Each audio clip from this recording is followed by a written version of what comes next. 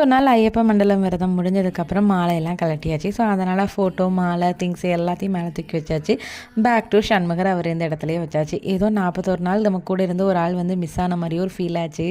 So இப்போல்லாம் பாப்பா பார்த்திங்கன்னா சப்பாத்தி போட்டோம் அப்படின்னா அந்த அம்மா லாஸ்ட்டாக ஒரு சப்பாத்தி தேய்ச்சி தருவா. அதை நான் அவளுக்கு சுட்டு கொடுத்து அதை சாப்பிட்றதுல அவளுக்கு ஒரு அளவுதியான சந்தோஷம். ஸோ பிரேக்ஃபாஸ்ட்லாம் முடிச்சுட்டு 2 பேரும் 2 டப்பா வச்சுக்கிட்டு கிளம்பியாச்சு. எங்கன்னு பார்த்தீங்கன்னா கொரியர் ஆஃபீஸ்க்கு. நெய்பர்ஸ்க்கெலாம் வந்துட்டு அரவணா பாயாசம் அப்பம்லாம் கொடுத்தோம்ல. ஸோ அதை வீட்டுக்கு அனுப்பணுமில்லவா, அந்த கடமையை செய்கிறதுக்காக 2 பேரும் கிளம்பிட்டோம். ஏன்னா ஹஸ்பண்ட் வந்து மலைக்கு போயிட்டு வந்து அந்த 1 வீக் ஃபுல்லுமே அவுட் ஆஃப் ஸ்டேஷன் போயிருந்தாங்க. ஸோ இவங்க வர வரைக்கும் வெயிட் பண்ண வேண்டாம்னு சொல்லிட்டு நாங்கள் 2 பேரும் கிளம்பியாச்சு. கொரியர் ஆஃபீஸ் போயிட்டு வந்த கையோடையே நாங்கள் வந்து செடி வந்துட்டு பதியம் போட்டோம். என்னென்னு கேட்டிங்கன்னா நந்தியாவட்ட செடி.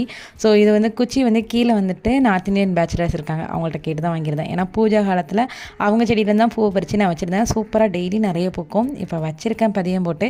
வந்துச்சுன்னா ஃபர்தராக அவங்க கிட்டக்க அப்டேட் பண்ணுறேன். பாய்.